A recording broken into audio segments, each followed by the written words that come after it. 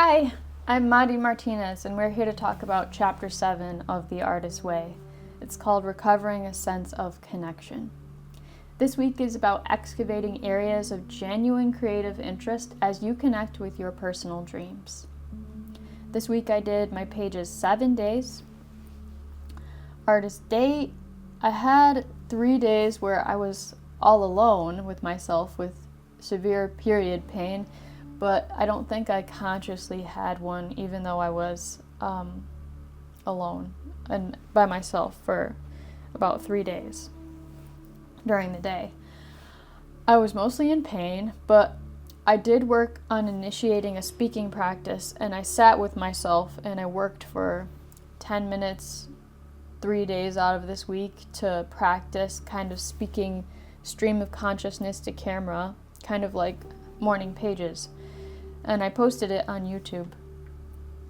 And I've been thinking a lot about the reading deprivation that I didn't do 2 weeks ago, I think, and I'm just going to try to implement that in small ways with scrolling. So I'm trying to be more conscious of my scrolling patterns and hold myself back from that a little bit. I think this week's content is very important, and I have many quotes from the text to share because this chapter has just so many valuable parts. The first section of this chapter is called Listening. Both morning pages and the artist dates are practices in listening beyond the voice of that censor that fights to keep us in line, and also listening for inspiration. Art is not about thinking something up. It is about the opposite, getting something down. So if we are trying to think something up, we are straining to reach for something that's just beyond our grasp. When we get something down, there is no strain. We're not doing, we're getting. Someone or something else is doing the doing. Instead of reaching for inventions, we are engaged in listening. We are more the conduit than the creator of what we express. Art is an act of tuning in and dropping down the well. It is as though all the stories, paintings, music performances in the world live just under the surface of our normal consciousness. Like an underground river, they flow through us as a stream of ideas that we can tap down into. As artists, we drop down the well into the stream. We hear what's down there and we act on it, more like taking dictation. We are the instrument more than the author of our work. When I teach screenwriting, I remind my students that their movie already exists in its entirety. Their job is to listen for it, watch for it in their mind's eye, and write it down. The same may be said of all art.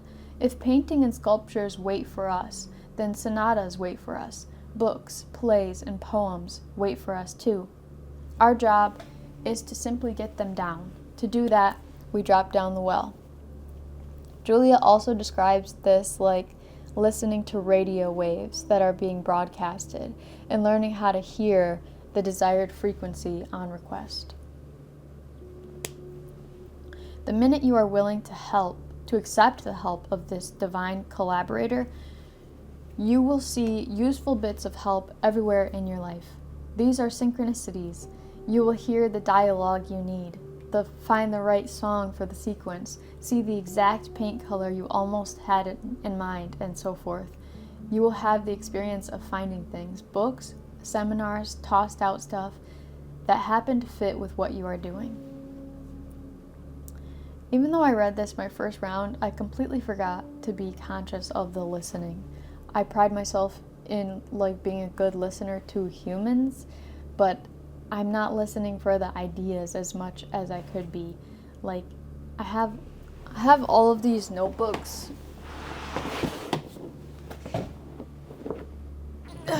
All my notebooks and just stuff I've collected throughout the years. I have screenshots, little notes in my notes app on my phone, and I have tons of notes in my Notion account. And I forget, though, to do anything with those notes, so I'm overwhelmed by them. But last Sunday, I did look through some of my notes that I have just collected, and I felt a drive. My husband was at a movie with his dad, and I was home going through those notebooks, and I felt like I had something to say. It came from here, and it pulled me forward. I recorded myself speaking for 10 minutes about this fog that I have in my brain when I try to speak. So I spoke to that physical sensation of the fog when I'm trying to communicate my thoughts, and I had an emotion behind it that was attached to that message.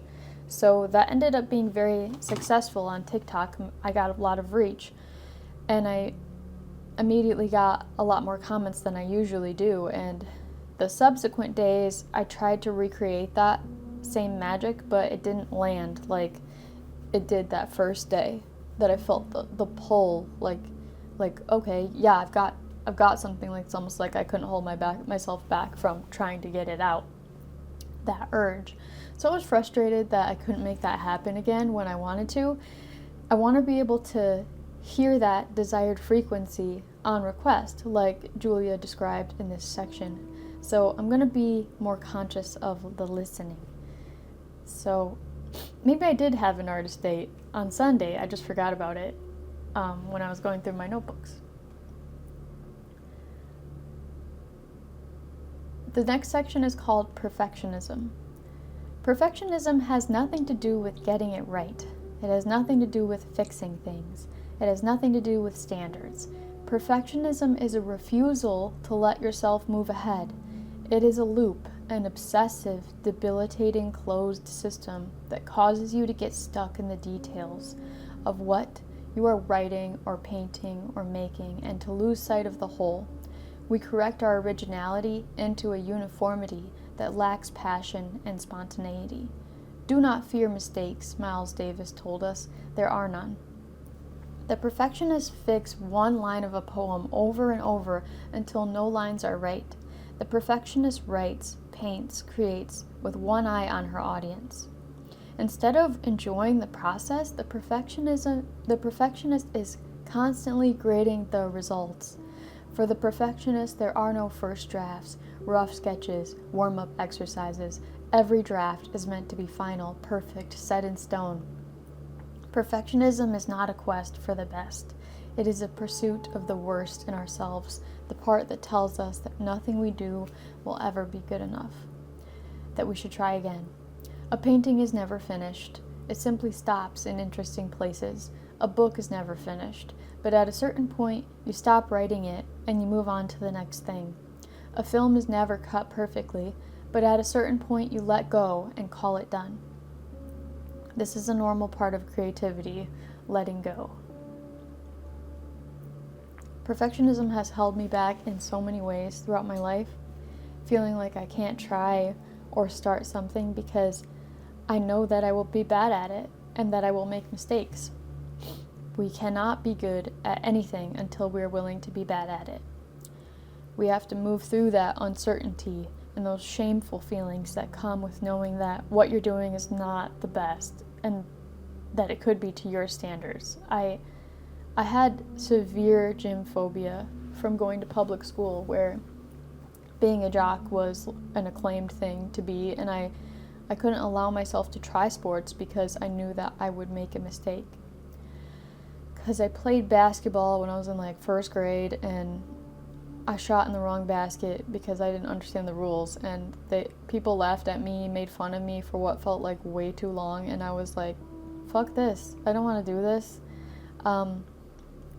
I was at my friend Kat's house one day in high school in the summer, and this popular sporty guy was there, and everyone wanted to play volleyball, and I was like, I don't know how to play, but I tried it, and I hit the ball and it went out into the trees, and the way he looked at me was just disgusted. And it scarred me. He was just like, you're like, are you serious? Like, you don't know how to play volleyball?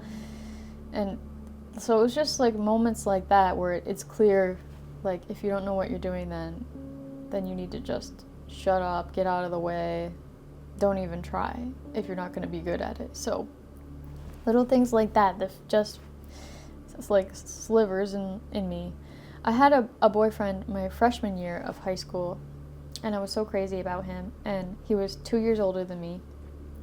I was a freshman and he was a junior, and he was pushing me, like really encouraging me to try out for varsity soccer because I played soccer my freshman year, and I was not athletic. Like, I didn't train over the summer for this, so it didn't happen for me. Like, I didn't make varsity, and I think he broke up with me because of that, and like started dating this really cute girl that was in his grade, was like on a lot of varsity teams, and I actually really like her now. I see her sometimes in town, but I had a lot of resentment at that time, like for sports people and athletic people, that it's like, why am I not good enough for you because I'm not sporty? But whatever, it could have been any number of reasons that he didn't want to be my boyfriend, but he's a dick anyway, so who cares? I just have a lot of wounds around sports and, yeah, sports people. And my grandmother was obese, and she didn't leave her house very much because she was ashamed of how big she had gotten. So I had body dysmorphia by being raised by her, partially, and I come from a family where people make fun of each other all the time, so you can't ever live anything down because somebody's always got to drag it back up and kick you again and again and again and again on the same issue. So doing that first round of the Artist Way really helped me break through so much of that judgment and fear over what would happen to me if I took up space in a gym. So when I was going through those notebooks on Sunday, I found a journal excerpt from 2021, and it said, "I've stopped running. My anxiety is high. Even though I pay for a membership just like everyone else, I still feel severe anxiety about going to the gym. I am so scared of a hot person being mean to me, a fit person who will tell me that I don't belong." When I read that, but I've gotten past that. So maybe at that time I was equating being hot or attractive with being mean or insincere, because I felt like that had been my experience growing up mostly. I was feeling unworthy of taking up space in a gym because I didn't know what I was doing, but I think it was the morning pages and getting that idea into my head that I don't have to be perfect to try, and I will never get better if I don't try imperfectly. And that's what got me in the gym. And now I work out as much as I can. I've been a little depressed because of the hostile government takeover occurring, but mostly I have no problems getting in the gym, and I have a lot of friends there now. So risk is the next section. The success of a creative recovery hinges on our ability to move out of the head and into action. Most of us are practiced at talking ourselves out of risk. We are skilled spectators on the probable pain of self-exposure. We deny that in order to do something well, we must first be willing to do it badly. Usually when we say we can't do something, what we mean is that we won't do something unless we can guarantee that we'll do it perfectly. As blocked artists, we unrealistically expect and demand success from ourselves and recognition of that success from others. Once we are willing to accept that anything worth doing might be worth doing badly, our options widen. So there's an exercise in this chapter that says, if I didn't have to do it perfectly, I would try. And I wrote writing songs, writing screenplays, dancing, speaking Spanish, learning to shoot video better, cooking, acting and improv, working out more. Sorry, my husband's calling.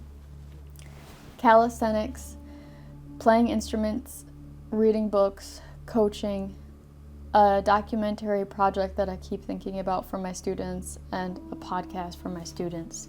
I don't know how those would manifest, and I feel like I'm holding myself back from trying to do anything because I think it's got to be so perfect. Very often a risk is worth taking simply for the sake of taking it. If you win, you win. If you lose, you win. Selecting a challenge and meeting it creates a sense of self-empowerment that becomes the ground for further successful challenges. Viewed this way, Running a marathon increases your chances of writing a full-length play. Writing a full-length play gives you a leg up on a marathon. And I thought this was so beautiful the second time reading this section, because that is my hope, that because I'm able to run a half marathon that I did last year, and also if I run a full marathon, if I can commit to that this year and give that my attention and my heart and my time, that also means that I can reconnect with music and give music my heart and my time and my attention so that I can write those songs. Those songs that already exist out there. I just have to listen for them and write them down. The next section is called Jealousy. Jealousy is a map. Each of our jealousy map differs. Julia writes, I have never been eaten alive with resentment over the success of women novelists, but I took an unhealthy interest in the fortunes and misfortunes of women playwrights. I was their harshest critic. I'm not quite sure how to help you with that. Alexa, stop. I was their harshest critic until I wrote my first play. With that action, my jealousy vanished, replaced by a feeling of camaraderie. My jealousy had actually been a mask for my fear of doing something I really wanted to do, but was not yet brave enough to take action forward. Jealousy is always a mask for fear. Fear that we aren't able to get what we want, frustration that somebody else seems to be getting what is rightfully ours, even if we are too frightened to reach for it. At its root, jealousy is a stingy emotion. It doesn't allow for the abundance and multiplicity of the universe. Jealousy tells us there is room for only one poet, one painter, one whatever you dream of being. The truth, revealed by action in the direction of our dreams, is that there is room for all of us. But jealousy produces tunnel vision. It narrows our ability to see things in perspective. It strips us of our ability to see other options. The biggest lie that jealousy tells us is that we have no choice but to be jealous. Perversely, jealousy strips us of our will to act when action holds the key to our freedom. And I have another video that I made about jealousy that was inspired by this section of this chapter on my YouTube channel. So the next section is called the Jealousy Map, an exercise. When jealousy bites like a snake bite, it requires an immediate antidote. So it says, name someone whom you are jealous of. Why? List one action antidote you can take to move toward creative risk and out of jealousy. I wrote that I'm jealous of my Instagram friend Emily because she and I were pretty much neck and neck in our progress in our running Instagram post last summer, and she's been way more consistent than me, and she has been posting every single day, and I fell off after my half marathon in September. Like, I wasn't posting because I got in my head about someone that I used to know and wondering if they were judging me, and so I was like, I don't feel like posting, but it's okay that I didn't do that. Now she has like 2,000 more followers than me, and she's an affiliate for 2 large companies, or several, I think, but I can start posting what I think is important and invest more in planning my own fitness content around what I think is important and celebrating Emily and supporting her posts. Camaraderie over competition. I wrote, I'm jealous of someone I went to school with who has had some success in putting herself out there. Something I could do to get over that sense of jealousy is I could just take an improv class to try to release my silly side, or an acting class, and just let myself be seen. So I'm jealous of her putting herself out there when I could just do the same for myself, which I do, but I need to do more of. I also said I'm jealous of people who can dance freely. I see people on TikTok who are so good at dancing, and I'm I'm not allowing myself to move my body when I feel called to dance because I'm afraid. I am trying to protect myself. So I can practice with some tutorials on TikTok and YouTube. I'm jealous of this girl who plays live music in Michigan who's a little bit younger than me, and I could practice a little bit each day to get better at music. I'm jealous of people who become mental health therapists and make money doing that.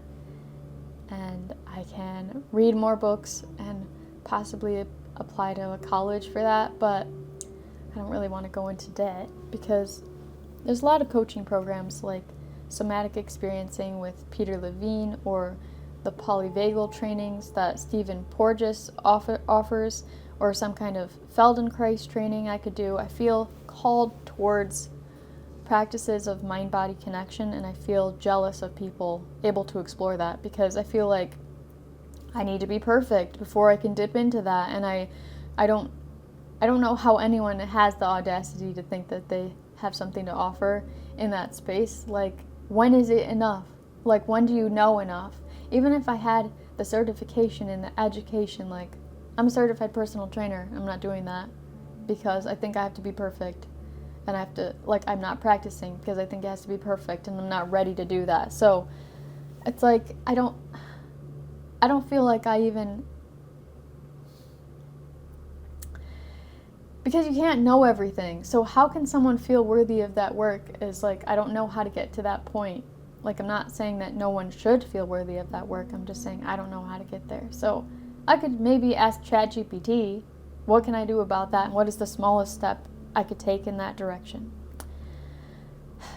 I feel ashamed talking about that because I don't want to, on any of these jealousy things, I feel embarrassed because I don't want to be a jealous person.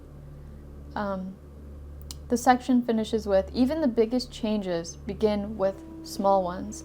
Green is the color of jealousy, but it is also the color of hope. When you learn to harness its fierce energy on your behalf, jealousy is part of the fuel toward a greener and more verdant future. Future. The next section is called Archeology and Exercise. Very often we have buried parts of ourselves that can be uncovered by some digging. Not only will your answers tell you what you missed in the past, but they will tell you what you can be doing now to comfort and encourage your artist child. It is not too late, no matter what your ego tells you. Complete these phrases. As a kid, I missed the chance to play sports and move my body more, connect with my body. As a kid, I lacked the ability to stand strong in my sense of self. I lost it somewhere around 3rd to 5th grade. I lost my confidence. As a kid, I could have used more money for clothes. As a kid, I dreamed of being a singer, the president, a secret agent. As a kid, I wanted a really comfy and cool bedroom, just a sanctuary. In my house, I never had enough clothes. I think I would have liked to have more clothes because I like fashion, but I've never been able to be a fashion girly because I just don't have the funds.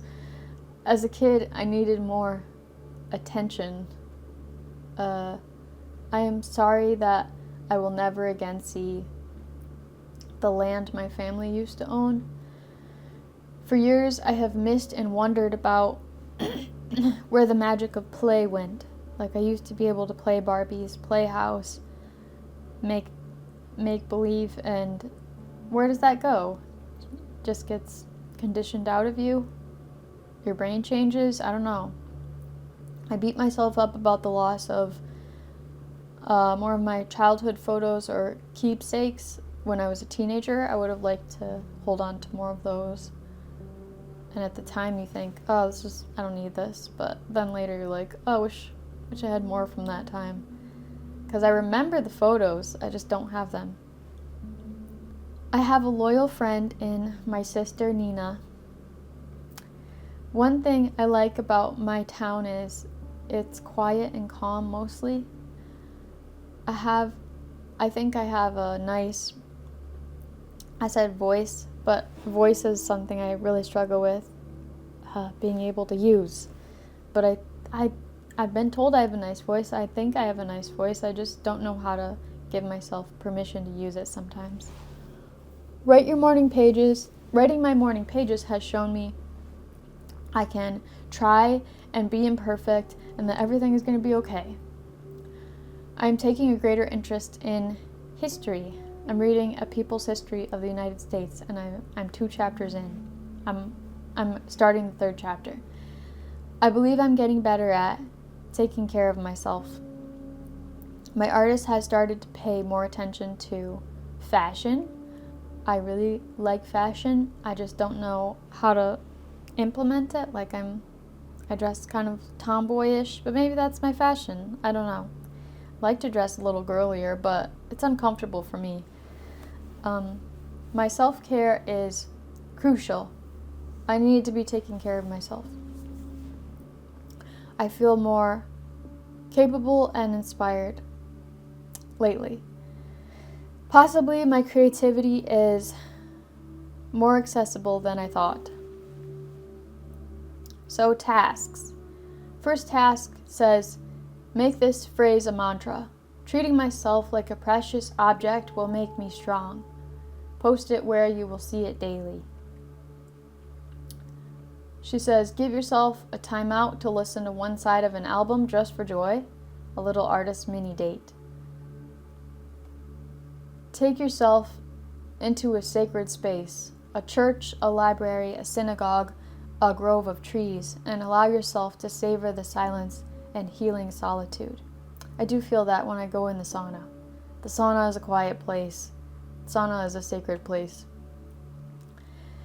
Create one wonderful smell in your house. Soup, incense, fir branches, candles, whatever. I have been putting jojoba oil and rosemary in my hair. It smells really good, and I got this new deodorant from Native that is lavender rose, and I really like that. Oh, gotta be careful with my mic. Says wear your favorite item of clothing for no special occasion. I will do that. Buy yourself one wonderful pair of socks, one wonderful pair of gloves, one wonderfully comforting, self-loving something. She says, quickly list your 5 favorite films and what are some common denominators. I said, The Wedding Singer, Call Me By Your Name, Legally Blonde, Pride and Prejudice, Sleeping with Other People, which all those are mostly love stories. Legally Blonde is a self-love story, but those are mostly like happy stories that are sometimes funny, smart, I think. Name your 5 favorite topics to read about. I said fitness, history, social issues, psychology, and educational topics like religion, philosophy, psychology, just social stuff. Also, I like reading about witchcraft and mind-body connection practices. I like reading all kinds of things. Like, I have several bookshelves in my house and a lot of files on my devices of books. So, final task, collage. Collect a stack of at least 10 magazines, which you will allow yourself to freely dismember. Set a 20-minute timer. Collect images that reflect your life and interests. Think of this collage as a form of pictorial autobiography. Include past, present, future, and dreams. Okay to include images you simply like. Keep pulling until you have a stack of images, at least 20. Give your collage a place of honor. I didn't do this yet. I could do it today, and I'll share it with you next week if I get it done. And this, I feel like this was written in 1992, so at this point, it could probably be a digital collage on Pinterest, or maybe it could be made with Illustrator or Photoshop, just a collection of beautiful images that you think represent your past, present, future, and your dreams. I might do this. Thank you for listening to me today. I know this was a long one, but it felt like this is at the root of the whole program. Listening, jealousy, perfectionism, acting imperfectly. So, thank you for being here with me. I appreciate your time and attention. Please give me a like and a subscribe to my channel if you got anything out of this. And if you want to spend more time with me, please leave me a comment and tell me how this landed for you, what you're thinking about with this chapter, what you didn't like. I'd love to just hear some words from you. Words are my love language. So thank you for your time and attention. Yeah. And have a great day.